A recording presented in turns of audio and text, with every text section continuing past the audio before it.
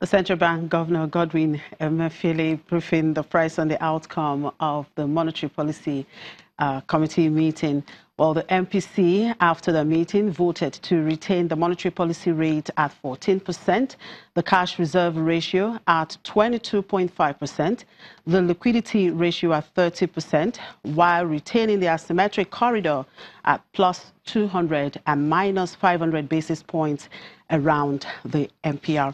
Well, I still have my panelists here in the studio, Dr. Biodun Adedipe, Muda Yusuf, Ayode Jiebo, and I know that Gaimin is out there listening. Well, let me start off with you, Dr. Adedipe. I know you were not surprised.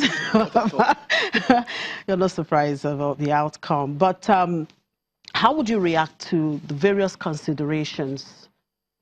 Well, I would say if I were a member of the committee, I would have made similar arguments and possibly arrived at the same conclusion in the light of developments globally and also locally here, and the major mandate of the central bank, as the monetary authority in Nigeria. Same issues I would consider. Mr. Muda Yusuf, I can see you're just not happy with this decision taken today. But what outcome would you consider desirable? I'm not actually surprised because I expected this outcome. But I just like to re-emphasize the point I made earlier, that this economy is first and foremost about investors that are in this economy, and they need to be supported. And I'm happy about the point he made about coming up with innovative strategies on how to support the real sector. And not just the real sector, any investor that is creating value.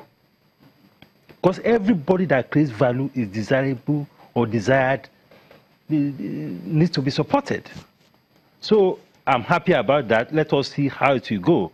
Because I know that outside all these instruments, if there are incentives to those who support the non-oil sector, who support all these various sectors, I'm sure that will help to, in a way, stimulate some form of lending to this sector.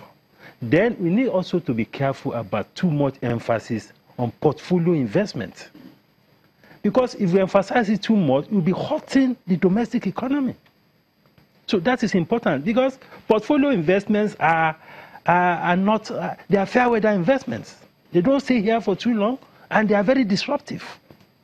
So we have to also be careful the kind of signals we send. Because most of the time I had that argument that, okay, interest rates have to be up because you want to retain portfolio investors, you want to attract portfolio investors, but you are penalizing the domestic investors. So I think we need to watch some of these things. Okay. Mr. Ayodeji, so how should investors respond to this situation? I think it's in line with expectation. So we don't expect any knee-jerk reaction, both the fixed income market as well as the equities market. But for the fixed income market, we would expect that yields would continue to trade at current levels. We've seen the moderation in yields on the back of improved liquidity. And we expect that as we approach June, July, there are a lot of, when you look at the calendar, OMO maturity. So in terms of liquidity in the system, CBN will have to come up in terms of increasing the frequency of the OMO auction to be able to sustain liquidity, because they also have to make this attractive to foreign portfolio investors, because we still need the FX liquidity. In the short term, where we try to grow the economy to generate exports that will attract more FX in the long run. Yeah, Mr. Muda Yusuf said no more emphasis on portfolio investors. In the interim. In the interim. Anyway, let's talk to Gaimin there. Well, Gaimin, I know you're not surprised about this outcome today, but for you, what do you think would be the trigger for this much-needed easing of the rate? Well, I think that we've already seen some dovish signals from the central bank. Yes, it's not in the direct instruments, the monetary policy rate, but we've seen it in indirect monetary policy instruments. And as the speaker earlier mentioned, we've seen some moderation in yields. We've seen the central banks, not until recently, that it's said to ramp up OMO issuances. But then prior to that, we've seen some tapering, some tempering of that, which helps to reduce yields. We've also seen reduced borrowing from the government as well, because it's in line with its plan to reduce domestic borrowing and to increase external borrowing in the 60-40 ratio by 2019. So that has helped to reduce yields. And so whilst it's not doing it in the direct way, it's doing it in the indirect way. So to me, this sends a signal that it's only a matter of time before we see a moderation in the direct instruments, direct monetary policy instruments, which is the MPR. And in line with our expectations, we expect that to happen in Q3, Q4 of this year. Inflation has actually slowed. But whether it will slow to single digits remains to be seen. But we anticipate by July it will reduce to about 10%. And I think that will give CBN much room in terms of the real interest rates, because now they need, even though we've seen some of the rates being in the positive territory, we still have some in the negative territory, but we need to see them move further into positive territory. And so that has been, I think, one of the issues that the CBN would have considered.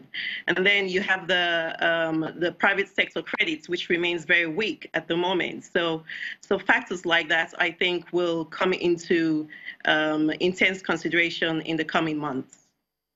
Much, Gaimin. Well, Dr. Adedipe, how would you react to what she has said in terms of the outlook? She said the third quarter? Yeah, what I see is third quarter, fourth quarter, resting on the back of the fact that it's a pre-election year. And of course, like the CBN governor said, two critical issues here. One is fiscal operations, which of course is expansionary. And of course, the other one is spending on election preparations. So now all of this will likely result in what you call liquidity surfeit. And so central bank will still be challenged with mopping up liquidity, but at the same time trying to create an environment that is inviting for investors. And don't forget also, once there are worries about the political environment, there's a tendency for foreign investors to troop out. So there's a whole lot of balancing act that has to be handled here during the third quarter of the year. All right, thank you very much, gentlemen, and gentle lady out there for your time. I've had for the past 1 hour, 30 minutes here in the studio, Dr. Biodun Adedipe, economist and partner B. Adedipe and Associates, Muda Yusuf, the Director General, Lagos Chamber of Commerce and Industry, and Ayo Dijiebo, the Managing Director, AfroInvest Securities. And out there joining us via Skype is the Head Economic Research, EcoBank London, Gaimin Nonyani. Thank you very much for being part of this show today. Well, that's where we wrap up the program. Thank you for watching. I'm Chimeze Obi Iwago.